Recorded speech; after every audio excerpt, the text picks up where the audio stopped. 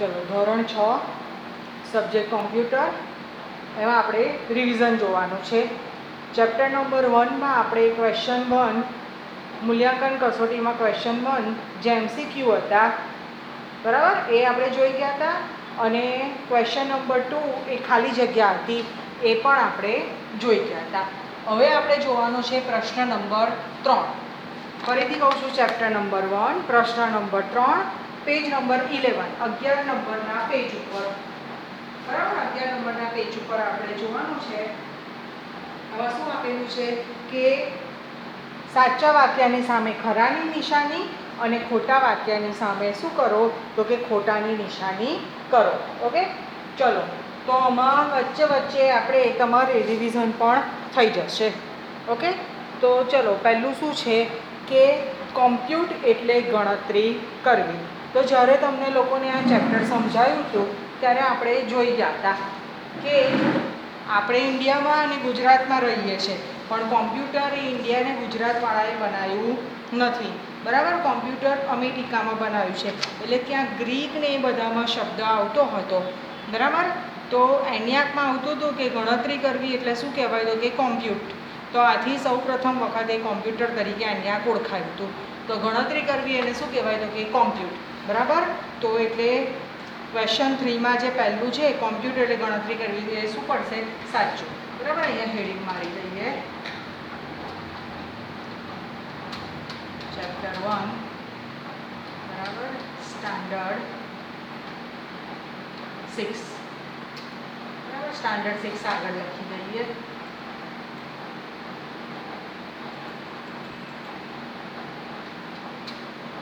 બરાબર chapter number 1 એમાં લખી દો કયો ક્વેશ્ચન છે આપણે ક્વેશ્ચન નંબર 3. ઓકે જો સ્ટાન્ડર્ડ 6 ચેપ્ટર નંબર 1 ક્વેશ્ચન 3. હવે એમાં આપણે શું જોયું હતું પહેલું બરાબર. તો શું થાય કોમ્પ્યુટ એટલે ગણતરી કરવી. તો પહેલામાં શું આવશે સાચું. તો સાચાને શું કહેવાય ઇંગ્લિશમાં ટ્રુ કહેવાય. હવે અહીંયા છે ને તમને મેં વર્ડની અંદર બનાવું છું તો વર્ડ તમને ફેસિલિટી આપે છે. હોમની બાજુમાં ઇન્સર્ટ મેનુ છે ત્યાં સિમ્બોલ કરીને ઓપ્શન છે બરાબર. હવે અહીંયા આટલા સિમ્બોલ આપેલા છે મારે વધારે સિમ્બોલ જોઈએ તો મોર સિમ્બોલમાં જતું રહેવાનું. જો અહીંયા બિગનિંગ કરીને એક ફોન્ટ છે બરાબર એમાં સિમ્બોલ છે રાઈટવાળું એ લઈ લેવાનું અને ઇન્સર્ટ આપી દેવાનું અને ક્લોઝ આપવાનું. ઓકે તો પહેલામાં શું આવશે તો કે સાચું બરાબર ટ્રુ. ઓકે ચલો બીજું વેક્યુમ ટ્યુબ એ પ્લાસ્ટિકનું બનેલું હતું તો શું આવશે ખોટું. વેક્યુમ ટ્યુબ પ્લાસ્ટિકનું બનેલું હતું ના શેનું બનેલું હતું તો કે કાચનું બનેલું હતું બરાબર. કારણ કે વેક્યુમ ટ્યુબમાં 18,000 એ એન્યાકમાં 18,000 જેટલી વેક્યુમ ટ્યુબ વપરાતી હતી અને કાચની બનેલી હતી એટલે એની જાળવણીનો ખર્ચ બહુ હતો. કારણ કે કાચ હોય એટલે 18,000 વેક્યુમ ટ્યુબ ને ઘણી બધી સ્વિચો હોય ચાલુ કરો એટલે બહુ ગરમી ઉત્પન્ન થતી હતી બરાબર. અને કાચને કારણે ફૂટી જાય એવું બધું હતું બરાબર. એટલે શું આવશે તો કે ફોલ્સ. ફોલ્સને શું કહેવાય તો કે ખોટું બરાબર. હવે જો ખોટાનું સિમ્બોલ છે ને ત્યારે અહીંયા આપણે કીબોર્ડ ઉપરથી એક્સ લઈ લઈશું. ઓકે સિમ્બોલમાં જતા રહો મોર સિમ્બોલમાં જતા રહો. જો આ રીતે અહીંયા સિમ્બોલમાં જઈને સર્ચ મારશો ને એટલે તમને લોકોને જુદા જુદા સિમ્બોલ જોવા મળશે બરાબર.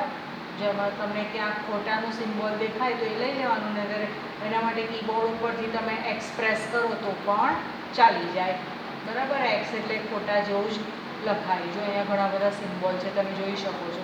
તમારા ઘરે વિન્ડોઝ હોય તો એની અંદર MS વર્ડ હશે બરાબર. તો એની અંદર તમને બધાને આ સિમ્બોલ મળી જશે. જો આ ખરાનું આ પણ સિમ્બોલ છે. જો ઇન્સર્ટ તમે આપો ને એટલે તમને આ બતાવે બરાબર. જો આ સિમ્બોલ પણ છે. ઓકે ના હોય તો અહીંથી તમારે શું લઈ લેવાનું તો કે એક્સ લઈ લેવાનું બરાબર.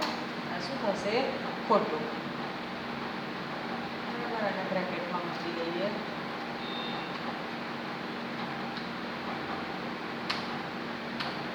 ઓકે ચલો ત્રીજું કે ટ્રાન્ઝિસ્ટર એ વેક્યુમ ટ્યુબ કરતાં કદમાં 200 ગણું નાનું હતું. સાચું આવે કે ખોટું તો કે સાચું બરાબર.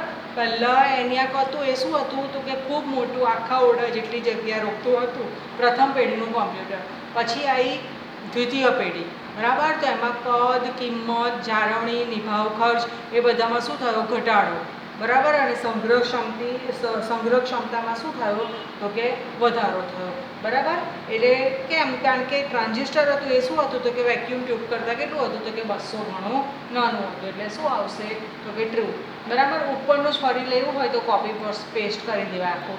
સિલેક્ટ કરવાનું. બરાબર. કંટ્રોલ C અને કંટ્રોલ V આપવાનું, અથવા તો અહીંયા હોમમાં જશો ને તો અહીંયા લખેલું હશે કોપી, અને અહીંયા જઈ અને પેસ્ટ આપો, અથવા હોમમાં જઈને પેસ્ટ કંટ્રોલ V આપી દો. બરાબર.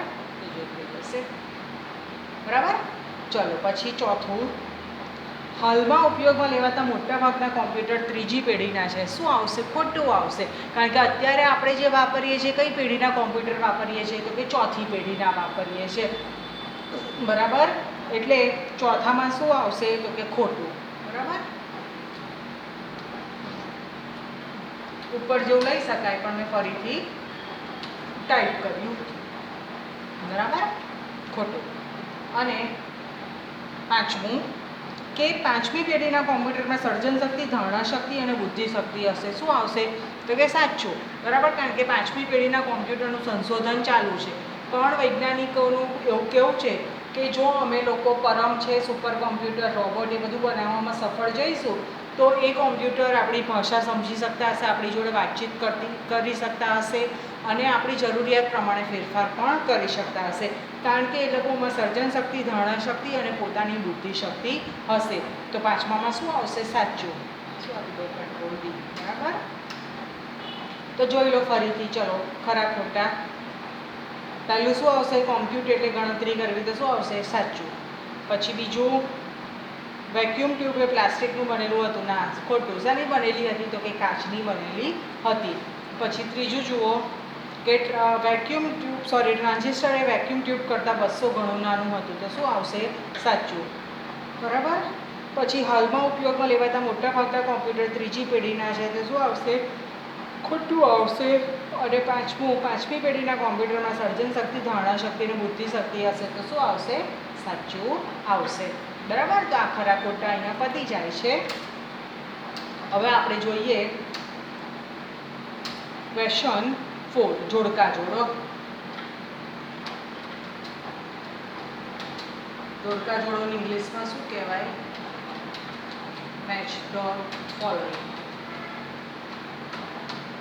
બરાબર. જોડકા જોડો. એમાં આપણે લઈ લઈએ, બે ભાગ પાડી દઈએ, A અને B.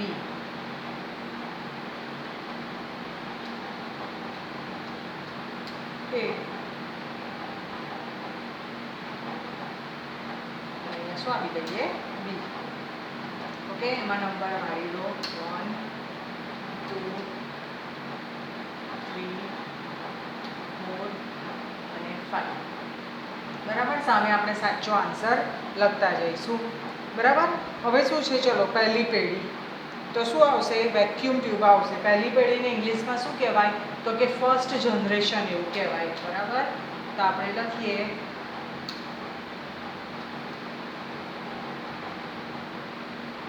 આખું લાંબુ લખીશ તો નહીં મારે. બરાબર. First generation. બરાબર. પણ આટલું મોટું માસે નહીં.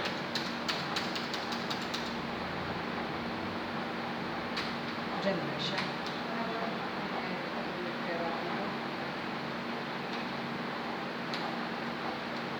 ઓકે. ચલો ફર્સ્ટ જનરેશનમાં શું વપરાતું હતું તો બધાને ખબર છે, વેક્યુમ ટ્યુબ.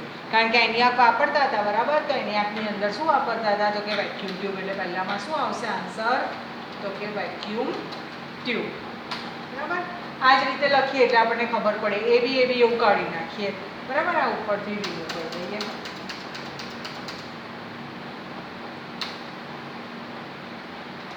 બરાબર. ચલો ફર્સ્ટ જનરેશન, તેમાં શું આવતું હતું તો કે વેક્યુમ ટ્યુબ વપરાતી હતી. ઓકે. ચલો પછી છે બીજું. ઓકે. બીજામાં શું લખી દઈએ? Second generation. Second generation.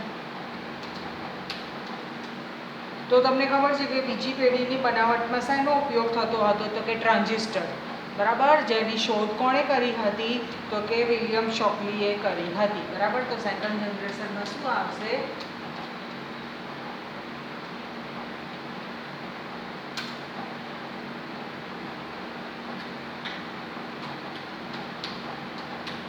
Transistor. Okay,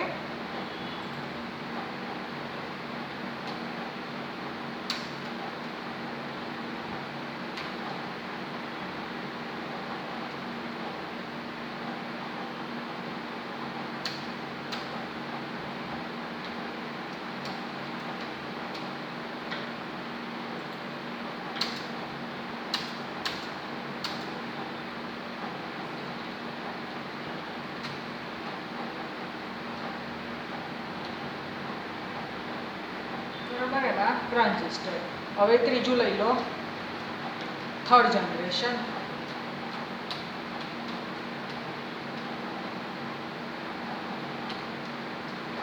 તો થર્ડ જનરેશન, ત્રીજી જનરેશનમાં શું વાપરતા હતા તો કે ઇન્ટિગ્રેટેડ સર્કિટ. ઇન્ટિગ્રેટેડ સર્કિટને આખું ના લખીએ ને આઈસી લખો તો પણ ચાલે, એટલે એવું લખી દેવાનું આઈસી. બરાબર, ઇન્ટિગ્રેટેડ સર્કિટનો ઉપયોગ કરતા હતા ને આ ખબર પડે તો ચોપડીમાં જોતા રહેવાનું, જેની શોધ જેક કિલ્બીએ કરી હતી. બરાબર, પછી છે ચોથી પેઢી, એને શું કહેવાય? Fourth generation. ઓકે, તો એમાં આપણે શું વાપરતા હતા તો કે માઇક્રો પ્રોસેસર. બરાબર, જેમાં એસએસઆઈ અને એમએસઆઈ ઘટકનો ઉપયોગ થતો હતો એ આપણે જોઈ ગયા હતા, એ ત્રીજી પેઢીમાં હતું. બરાબર, અને આમાં કયા શેનો ઉપયોગ થતો હતો તો કે છે વીએલએસઆઈ, જેમાં એક ચીપ ઉપર લાખોની સંખ્યામાં ઇલેક્ટ્રોનિક ઘટકો ગોઠવતા હતા. બરાબર,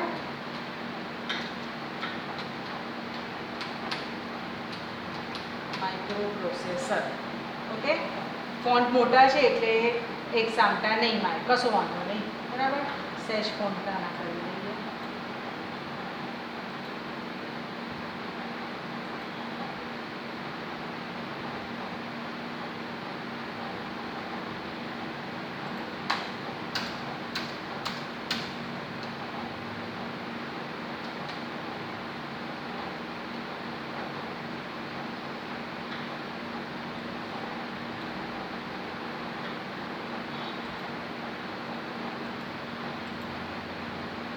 ફોર્થમાં micro processor.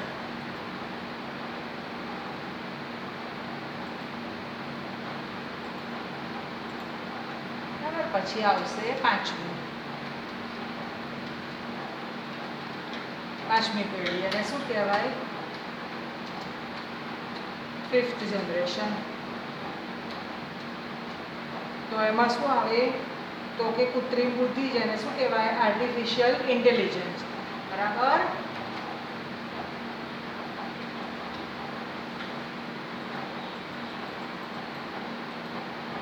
Artificial intelligence. Artificial એટલે કૃત્રિમ અને ઇન્ટેલિજન્સ એટલે શું થાય તો કે બુદ્ધિ. બરાબર, ચલો ફરી જોઈ લો જો જોડકા. Next the following.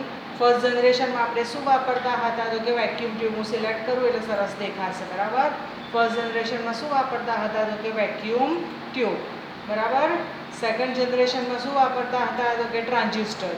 બરાબર, પછી થર્ડ જનરેશન. બરાબર, ત્રીજી પેઢીમાં આપણે શું વાપરતા હતા તો કે આઈસી, ઇન્ટિગ્રેટેડ સર્કિટ. બરાબર, પછી ફોર્થ જનરેશનમાં તમે શું વાપરતા હતા તો કે માઇક્રો પ્રોસેસર. અને ફિફ્થ જનરેશન એટલે કે પાંચમી પેઢીમાં તમે શું વાપરતા હતા તો કે આર્ટિફિશિયલ ઇન્ટેલિજન્સ, એટલે કૃત્રિમ બુદ્ધિનો ઉપયોગ કરતા હતા.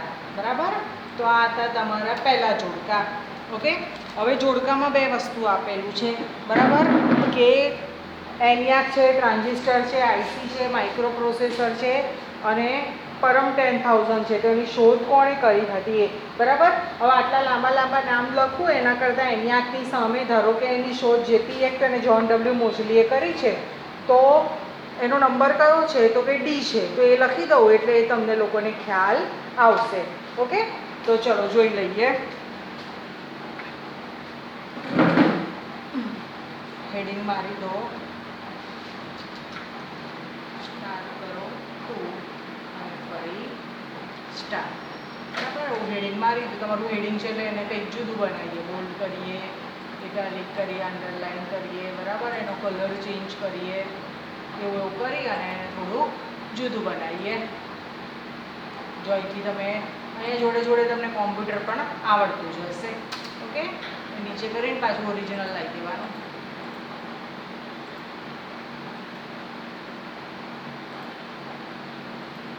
ઓકે, ચલો હવે છે નંબર 1 એનિયાક.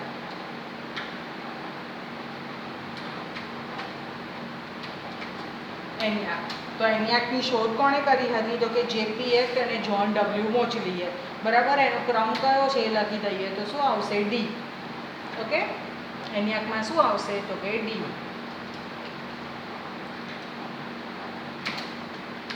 ઓકે, પછી લઈએ નંબર 2.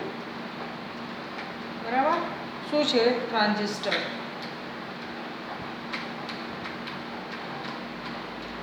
ટ્રાન્ઝિસ્ટર, તો ટ્રાન્ઝિસ્ટરની શોધ કોણે કરી હતી? તો કે વિલિયમ શોકલીએ. વિલિયમ શોકલીનો નંબર કયો છે? તો કે એ. બરાબર, તો એ લખી દઈએ. ઓકે, નંબર 3 કયું છે? ઇન્ટિગ્રેટેડ સર્કિટ, જેને શોર્ટમાં લખીશું. શું લખાશે? તો કે આઈસી. બરાબર, હવે એની શોધ કોણે કરી હતી? તો કે જેક કિલ્બીએ. તો ક્રમમાં જુઓ, જેક કિલ્બીનો નંબર કયો છે? તો કે ઈ છે. બરાબર, તો અહીંયા ઈ લખી દઈએ. બરાબર, પછી છે નંબર 4. બરાબર, માઇક્રો પ્રોસેસર. ઓકે,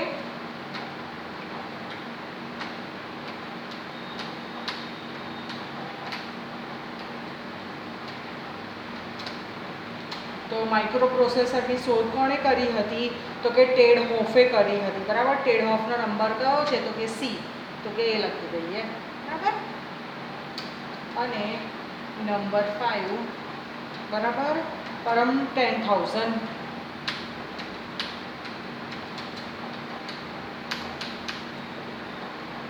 તો એની શોધ કોણે કરી હતી? તો કે વિજય ભટકર અને અન્ય સાથીદારો. એનો નંબર કયો છે? તો કે બી છે.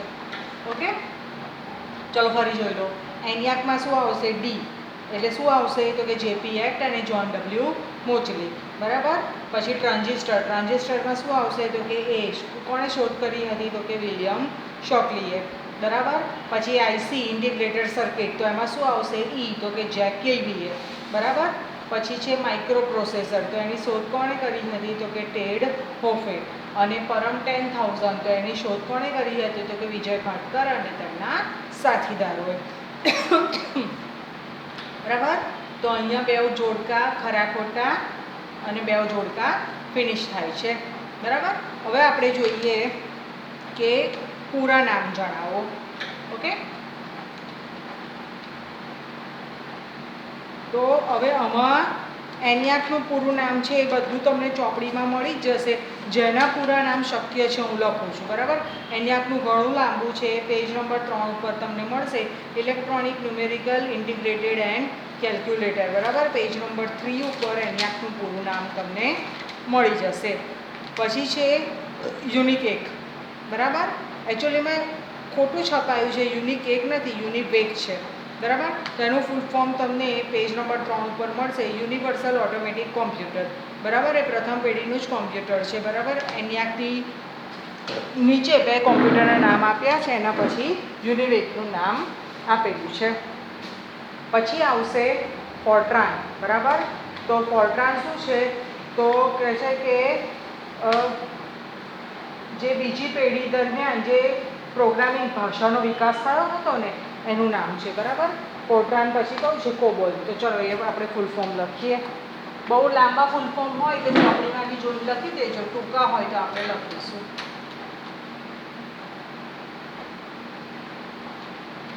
ફોર્ટ્રાન.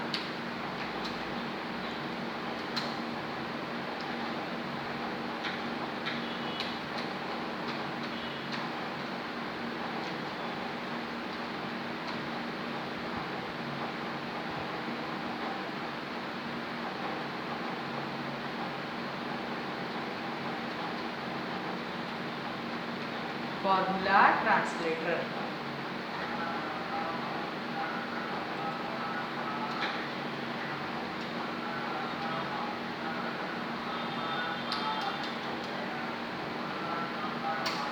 પછી છે કોબોલ,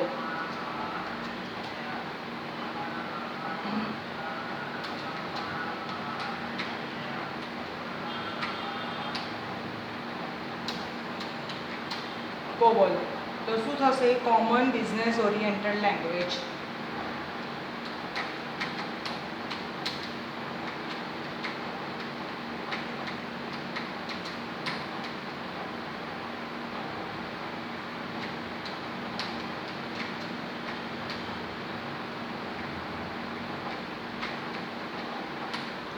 કોમન બિઝનેસ ઓરિએન્ટેડ લેંગ્વેજ, બરાબર, એ કોબોલ. પછી નેક્સ્ટ કયું છે? IBM, બરાબર, ઇન્ટરનેશનલ બિઝનેસ મશીન, બરાબર, કોમ્પ્યુટરની ઘણી ખાસી એવી મોટી કંપની છે. લખી લઈએ, સોરી.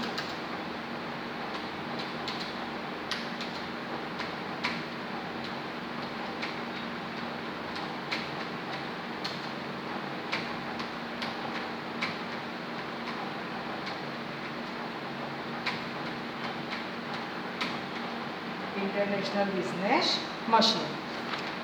ચલો પછી નેક્સ્ટ કયું છે? IBM. પછી IC. IC એટલે શું થશે? Integrated circuit.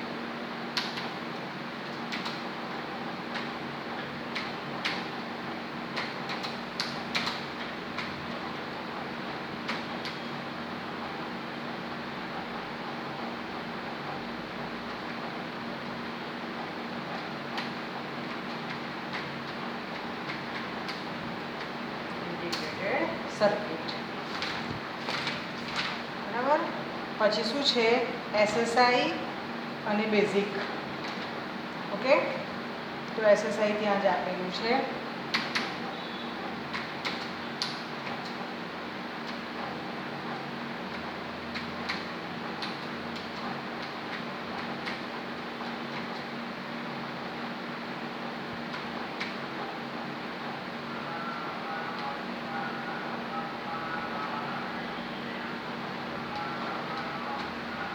Small scale integration. પછી નેક્સ્ટ કયું છે?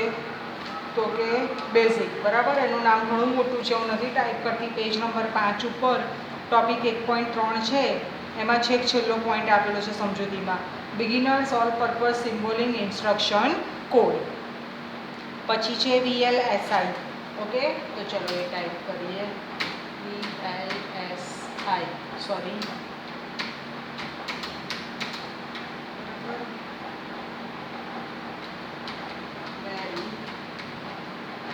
large scale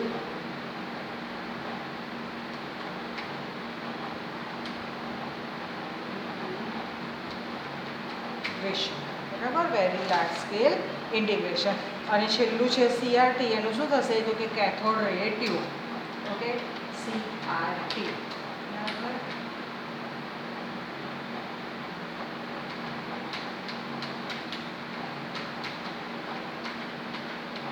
કેથોડ રે ટ્યુબ, બરાબર.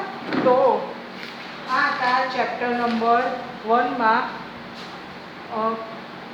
ક્વેશ્ચન નંબર 5 કે પૂરા નામ જણાવો. ઓકે, જોઈ લો ચલો ફરી. CRT એટલે કેથોડ રે ટ્યુબ. પછી VLSI એટલે વેરી લાર્જ સ્કેલ ઇન્ટિગ્રેશન. પછી SSI એટલે સ્મોલ સ્કેલ ઇન્ટિગ્રેશન. IC એટલે ઇન્ટિગ્રેટેડ સર્કિટ. પછી છે IBM, ઇન્ટરનેશનલ બિઝનેસ મશીન. પછી છે કોબોલ, કોમન બિઝનેસ ઓરિએન્ટેડ લેંગ્વેજ. પછી ફોર્ટ્રાન, એનું શું થશે? તો કે ફોર્મ્યુલા ટ્રાન્સલેટર, બરાબર. અને બાકીના જે નામ ચોપડીમાં આપેલા છે એનો ક્રમ હું તમને લોકોને બોલી ગઈ છું, બરાબર. તો ચેપ્ટર નંબર 5માં મૂલ્યાંકન કસોટી, એમાં ક્વેશ્ચન 5 સુધી ફિનિશ થાય છે. હવે ક્વેશ્ચન 6 છે, તફાવત છે. પહેલી પેઢી, ચોથી પેઢીના કોમ્પ્યુટર. એના પછીનો તફાવત છે કે એન્યાક અને પરમનો તફાવત, બરાબર. પછી સમજાવો છે અને મોટા પ્રશ્નોના જવાબ છે, બરાબર. તો એ શક્ય હશે તો જોઈશું, નહીંતર ચેપ્ટર નંબર 2માં જે MCQ છે એ આપણે ત્યાંથી આગળ લઈશું. બરાબર, અહીં સુધીનો અભ્યાસ કરજો. અને હવે જ્યારે તમને લોકોને વર્કશીટ આવશે તો વર્કશીટમાં MCQ પ્રશ્નના જવાબ એવું ઓછું હશે, પણ જે તમને લિનક્સનું ચેપ્ટર છે એમાં તમને લોકોને કમાન્ડ આપેલા હોય છે, તો કમાન્ડ ઉપરથી આઉટપુટ અથવા તો કોઈ આઉટપુટ આપેલું હોય તો એના ઉપરથી કમાન્ડ લખવાના, એ તમારે જોવાશે ને એનું પૂછાશે. તો લિનક્સનો અભ્યાસ વધારે કરજો ને લિનક્સનો વિડીયો હોય એ પણ તમે સ્ટોર કરી રાખજો. બરાબર, ઓકે, નમસ્કાર.